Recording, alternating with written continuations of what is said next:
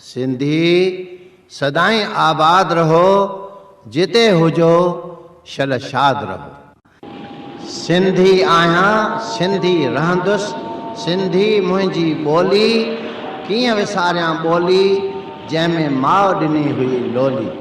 आयो लाल सभई चओ Jhulelal. NCPSL Sindhi world radio में सिंधीअ में ख़ासि ख़बरूं। NCPSL Sindhi world radio news is initiative of HRD Ministry यानी ह्यूमन रिसोर्सेज डेवलपमेंट, भारत सरकार, इंडिया, दिल्ली। महिरबानी करे सब्सक्राइब करे घंटी वॼायो, समाचार तव्हांजे मोबाइल ते पहुची वेंदो। झटपट यारनि खे समाचार मोकिलियो। सिंधी ॿुधो बि ऐं पढ़ो बि। सिंधी जल्दी दुनिया भर में सिखी वेंदा। सच्चा सिंधी थी वेंदा, सचो शान ऐं मान वधी वेंदो। पेश आहे अॼु जो समाचार। तव्हां ॾिसी रहिया आहियो NCPSL सिंधी वर्ल्ड रेडियो ते सिंधी समाचार। टोक्यो ओलंपिक में वेट लिफ्ट विजेता मीराबाई चानू, जंहिं सिल्वर मेडल जीतियो, तंहिंखे डोमिनोज़ द्वारा ज़िंदगी भर ॾिनल मुफ़्त पिज़्ज़ा में सभिनी सां मिली आनंद वरितो। वॾी ख़ुशीअ जी ॻाल्हि इहा आहे त यूनियन मिनिस्टर किरेन रिजिजू बि अची हाज़िर थियो। जीत हिक ॿार जे शानदार जीत सां केतिरी न शानदार मुलाक़ात आहे। खिलाड़ीअ सां हिकु यूनियन मिनिस्टर अची बीहे ऐं उनखे आनंद बि अचे। हिकु रिक्वेस्ट आहे NCPSL वर्ल्ड रेडियो लाइ, सिंधी ॿोलीअ खे उथारण लाइ वर्ल्ड रिकॉर्ड पैदा करणो आहे। इन सां तव्हांजे मथां कोई बि बोझो न हूंदो, न मुंहिंजे मथां। रिक्वेस्ट ही आहे, प्लीज़ सब्सक्राइब माय अबाउ YouTube channel and press the bell icon. Please like, share and comment. Keep supporting. Ulhasnagar शहर जा मसइला। गुज़िरियल केतिरनि सालनि खां उल्हासनगर शहर जे व्यापारनि खे काफ़ी मसइला पैदा थिया आहिनि। उन्हनि जो मसइलो कोई बि अॼु ताईं सुलझाए न सघियो आहे। उन्हनि जे मसइलनि खे सुलझाउ करण लाइ आदरणीय भारत प्रधानमंत्री श्री नरेंद्र मोदी जो भाउ दामोदर दास मोदीअ खे उल्हासनगर जे व्यापारनि 30 जुलाई 2021 ते मिंथ कई आहे ऐं हू अची रहियो आहे। Shri Damodar Das Modi all India fair price shop dealers federation जो वाइस प्रेसिडेंट आहे। 30 जुलाई 2021 ते हुननि खे अची उल्हासनगर जे व्यापारनि जो मसइलो शुरूअ खां वठी अंत ताईं पूरो करणो आहे। उनखे हिते वठी अचण जी व्यवस्था UTA यानी उल्हासनगर ट्रेड एसोसिएशन जे तरफ़ां कयो वियो आहे। प्रहलाद दामोदर दास मोदी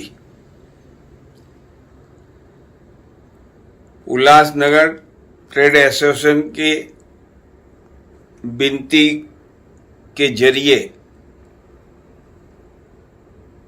30 जुलाई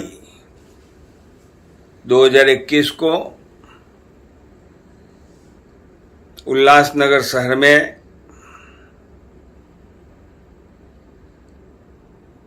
ट्रेड एसोसिएशन की कुछ समस्याओं के मामले में जानकारी लेने के लिए आ रहा हूं और उल्लासनगर ट्रेड एसोसिएशन के प्रतिनिधियों के साथ भविष्य में उल्लासनगर के ट्रेड एसोसिएशन के सदस्यों को हाल ही में जो कोरोना काल में विपरीत परिस्थितियों से पड़ रहा है उसको समझूंगा और मेरी सोच से मैं उनको कैसे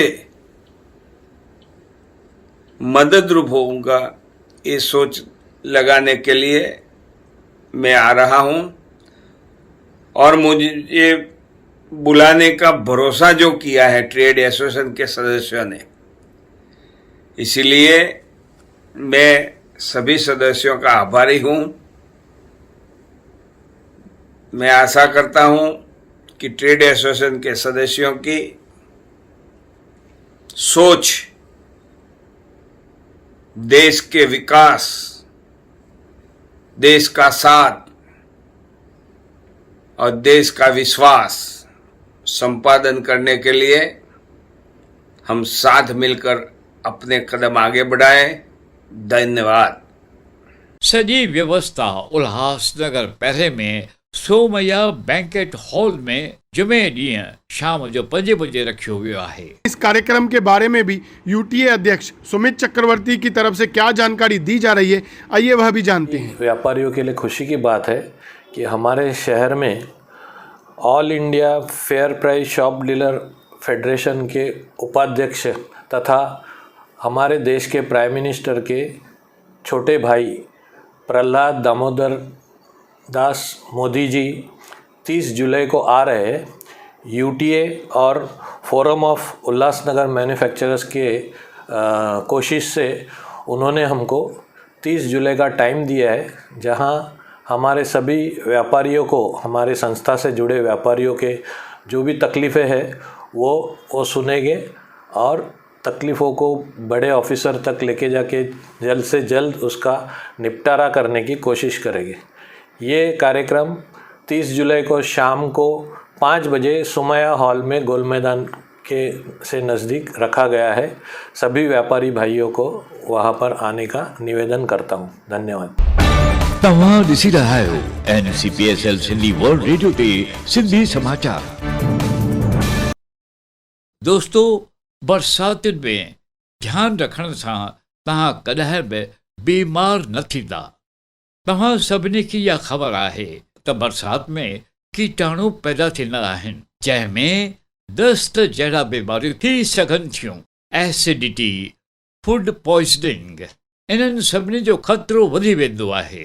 इन करे सावधानी करणु घुर्जे।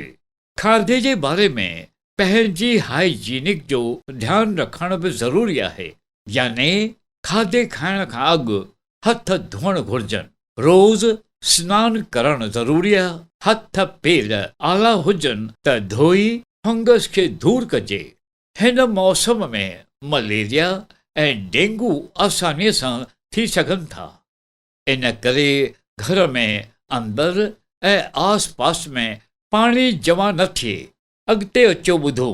ताज़ियूं भाॼियूं फल ज़रूरु खाओ। दाल चांवर खाइणु सुठो आहे। भाॼियूं साफ़ कयो। हाज़मे जे लाइ ऑलिव ऑयल, सचो गिहु या सूरजमुखी तेल इस्तेमालु कजे। हाइड्रेट खां बचण लाइ 8 खां 10 गिलास पाणी ज़रूरु पियो। इन खां सवाइ कौड़ियूं सब्जियूं, जव, ब्राउन राइस मानसून लाइ सुठा दोस्त आहिनि। हल्दी खाइणु सुठी आहे, पर उन्हनि सभिनी खां सुठी आहे माखी। बहितरीन टॉनिक आहे। ऐं दोस्तो, हिननि शयुनि खां बिल्कुलु बचो। तरियल खाधा ऐं मसालेदार परे रखो। स्ट्रीट फूड बिल्कुलु बंदि। नॉन वेज बंदि। इहो ध्यानु रखो त बरसाति जे मौसम में हज़म सिरिश्तो बिल्कुलु कमज़ोर थींदो आहे। सरसों जो तेल, मखण, मूंगफली जो तेल पेट में गर्मी पैदा कंदो आहे। इन करे हल्को तेल उहो यूज़ कयो। इन खां सवाइ तरबूजा, खरबूजा, इन्हनि में पाणी वधीक हूंदो आहे।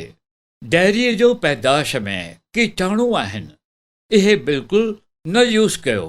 बरसाति जे मौसम ऐं पाणीअ में कीटाणु बचाइण लाइ पाणी उॿारे साफ़ करे पियो त बहितर। धन्यवाद। सिंधी सदाई आबाद रहो, जिते हुजो शलशाद रहो। सिंधी आहियां, सिंधी रहंदुसि, सिंधी मुंहिंजी ॿोली कीअं विसारियां ॿोली जंहिंमें माउ ॾिनी हुई लोली। आयो लाल सभई चओ Jhulelal. NCPSL Sindhi world radio में सिंधीअ में ख़ासि ख़बरूं।